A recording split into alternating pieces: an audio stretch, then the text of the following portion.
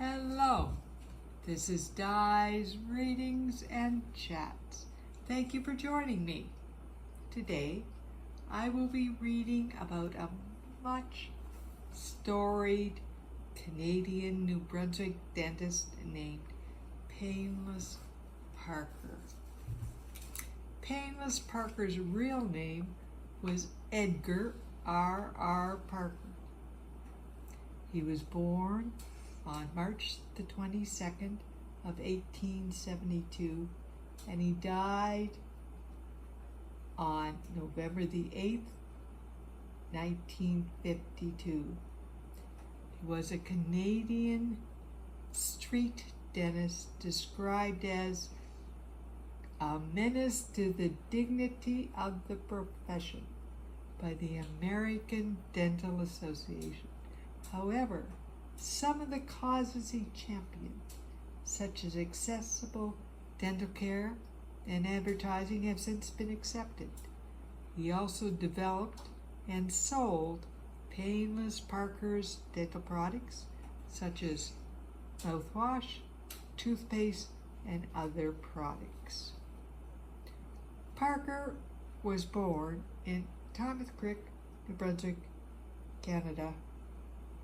He studied at Acadia University in Wolfville, Nova Scotia, and the Baptist Cemetery in St. Martin's, New Brunswick.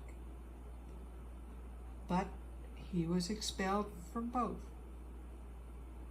He worked as a cook on a ship and as a traveling merchant.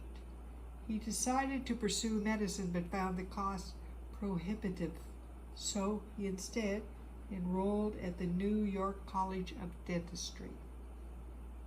Before receiving a degree, Parker founded a renegade door-to-door dentistry practice to make tuition. Because of this, he was expelled. He enrolled in Temple University School of Dentistry, formerly Philadelphia Dental College, and after pleading with the reluctant dean, he was granted a diploma in 1892. He returned to New Brunswick, Canada. After 6 weeks without a single patient, he began to advertise. He founded a traveling medicine show, eventually known as Parker Dental Circus, and he traveled across the North American wilderness on horseback, removing teeth from gold miners and saloon regulars. In 1897, he opened a practice in Brooklyn, New York. Painless hired employees, including his brother, H.C. Parker, to assist in operations. A 1910 article in Hampton's magazine describes Parker's brownstone, located in Brooklyn's busiest square, the current location of the Barclays Center, as a monument to the colossal and blatant self-puffery of the most notorious of all the swindling tooth tinkers. It is the original headquarters of the most conceited charlatan that dental quackery had ever known. The citadel of Painless Parker, the drum corps dentist. The outside of his building featured alliterative slogans such as Painless Parker is positively perfect, and pangs and pains positively prevented.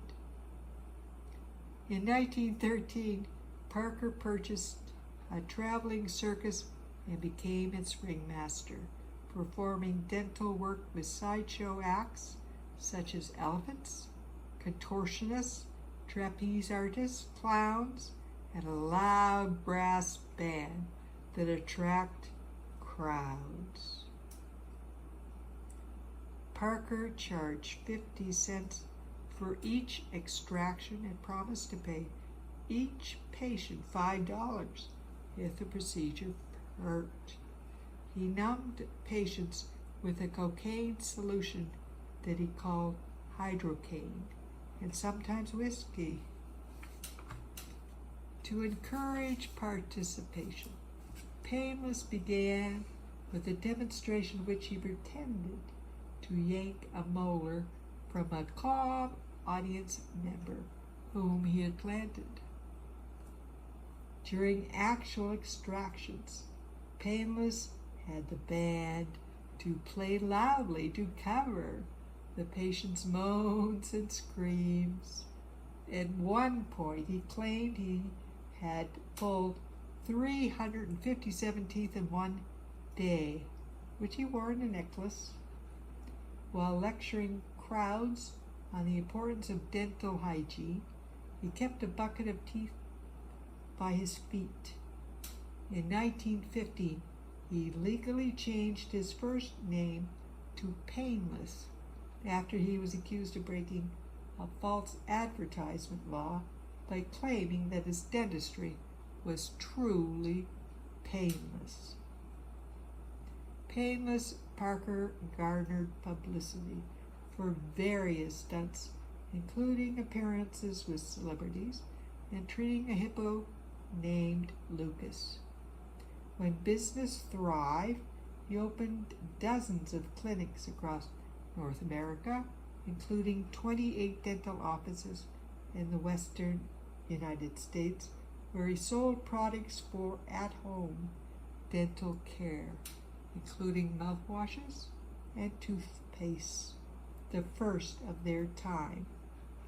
He employed over 240 dental staff, including 75 dentists, and he grossed $3 million per year. Imagine that in today's dollar value.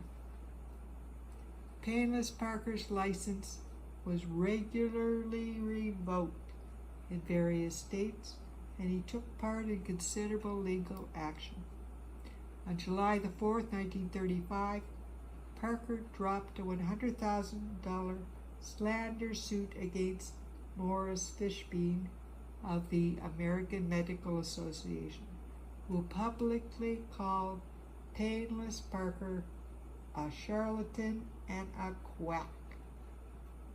Other targets of Painless Parker's court battles include a California mayor who attempted to ban sidewalk dentistry. In his later years, Painless Parker embarked on publicized travels on his yacht, the Adelia. In 1925, he entered in a yacht race from the San Francisco Golden Gate Bridge to Tahiti, and he finished in last place. Though he was sued for running a man over with his yacht, Parker successfully dodged the charges. Painless Parker had 2 daughters and a son. He died of a heart ailment in a hospital in San Francisco on November the 8th, 1952. He was 80.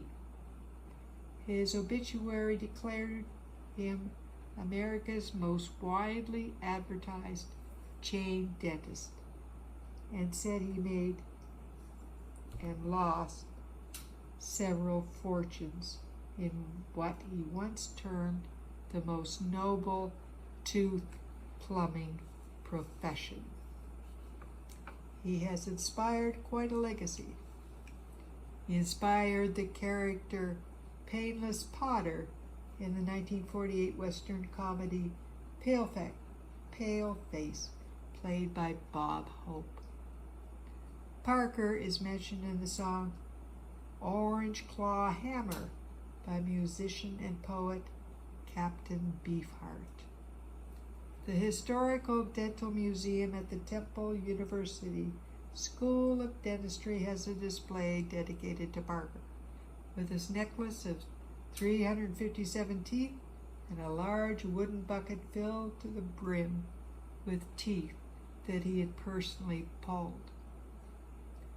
In a Smithsonian magazine article, Parker is described as a huckster and arguably a con man, as well as a founding father of good dental practices.